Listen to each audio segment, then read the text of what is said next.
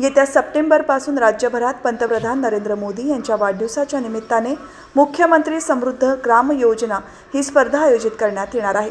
या स्पर्धेत राज्यात प्रथम येणाऱ्या गावाला 5 कोटीचे बक्षीस दिले जाणार असल्याची घोषणा राज्याचे ग्रामविकास पंचायत राज मंत्री जयकुमार गोरे यांनी बुधवारी पनवेल येथे केले। दैनिक पुढारीतर्फे पनवेल येथे ठाणे, रायगड, पालघर या जिल्ह्यातील 40 जणांचा आदर्श सरपंच पुरस्कार देऊन सन्मानित करण्यात आले। या कार्यक्रमाला राज्याचे रोजगार हमी आणि खारभूमी विकास मंत्री भरतशेठ गोगावले, माजी खासदार लोकनेते रामशेठ ठाकूर, आमदार प्रशांत ठाकूर, कोकण विभागीय अतिरिक्त आयुक्त माणिकराव दिवे, रायगड जिल्हा परिषद मुख्य कार्यकारी अधिकारी नेहा भोसले, पालघर जिल्हा परिषदेचे मुख्य कार्यकारी अधिकारी मनोज रानडे, पनवेल महापालिकेचे उपायुक्त वैभव विधाते उपस्थित होते। या कार्यक्रमात दैनिक पुढारीतर्फे माजी खासदार लोकनेते रामशेठ ठाकूर यांना वाढदिवसाच्या शुभेच्छा देण्यात आल्या। दैनिक पुढारी आयोजित आदर्श सरपंच सन्मान सोहळा बुधवारी पनवेल येथे आयोजित करण्यात आला होता।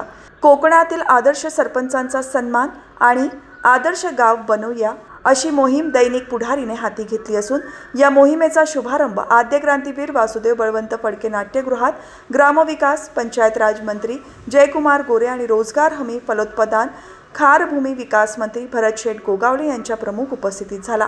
या सोहळ्यात आदर्श सरपंचांचा सन्मान करण्यात आला। आता ग्रामपंचायती अधिक सक्षम झाल्या पाहिजेत, म्हणून आपण एक नवीन स्पर्धात्मक गावाच्या विकासाची योजना आपण या महाराष्ट्र राज्यामध्ये आता आणलेली आहे। त्याची घोषणा बजेटला झालेली आहे, परंतु प्रत्यक्षात योजना आता येणाऱ्या 17 सप्टेंबरला आदरणीय मोदीजींच्या वाढदिवसाला मुख्यमंत्री समृद्ध ग्राम म्हणून एक योजना आपण या राज्यामध्ये आपण आणतोय। आणि ती योजना आपण वॉटर कपच्या स्पर्धा, आमिर खानची वॉटर कपची स्पर्धा बघितली असेल, गावागावाच्या विकासाची स्पर्धा आपण बघितली असेल, पण आपण आता गावागावामध्ये या राज्यामधल्या सगळ्या गावांच्या मध्ये विकासाची स्पर्धा आपण लावतोय। आणि ही स्पर्धा गावखेड्यातनं चालू होईल आणि ती स्पर्धा राज्यापर्यंत चालेल। म्हणजे 100% विकासाची भूमिका घेऊन चालणारं गाव, गावात शासनाच्या 100% योजनांची अंमलबजावणी करणारं गाव, गावाचं गटर असेल, रस्ता असेल, गावची ग्रामपंचायत आदर्श ग्रामपंचायत असेल, आदर्श शाळा असेल, आदर्श अंगणवाडी असेल, गावातली सगळ्या संस्था सोलरवर असतील, गावातल्या स्मशानभूमीपासूनची सगळ्या गोष्टी, ज्या क्वालिटीचं काम, विकासाचं काम होईल, किंवा गावामध्ये आयुष्यमान भारतचं 100% कार्ड असेल, गावामध्ये किसान कार्ड 100% लोकांचा असेल, गावामधल्या ज्या योजना सरकारी शासनाच्या आहेत त्याची अंमलबजावणी प्रभावीपणे होईल, गावामध्ये लोकवर्गणीतनं लोक काम करतील, अशा अनेक गोष्टी आपण त्याच्यामध्ये समावेश केलेला आहे। आणि मला सांगायला आनंद होतो राजन साहेब की राज्यामध्ये पहिल्या येणाऱ्या गावाला 5 कोटी रुपयाचं पहिलं बक्षीस आपण देतोय। यावेळी मंत्री भरत गोगावले यांनी केंद्र राज्य सरकारच्या माध्यमातून ग्रामीण विकासासाठी अनेक योजना राबवण्यात येत असून रोजगार हमी योजनांची प्रभावीपणे अंमलबजावणी करून सरपंच यांनी गावांचा विकास साधावा असे आवाहन केले।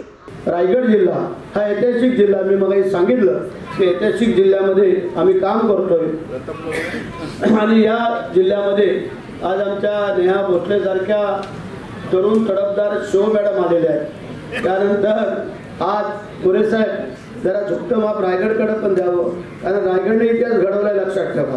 कारण शिवाजी महाराजचं मत मी याच्या अगोदर सांगितलं की जगातला एकमेव राजा आहे की 32 मनाच्या सोन्याच्या सिंहासनावरती आरूढ होणारा आमचा, आणि त्यांनी रायगडची राजधानी का निवडली त्यांना माहिती होतं की विश्वास कसा असतो।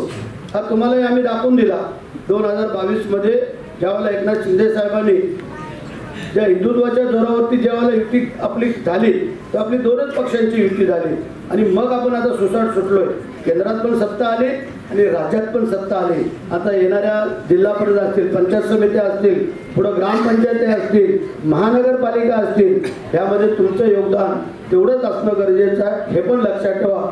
यावेळी आमदार प्रशांत ठाकूर यांनी आपल्या भाषणातून सरपंच हा ग्रामविकास प्रक्रियेतील महत्त्वाचा घटक असल्याचे नमूद केले।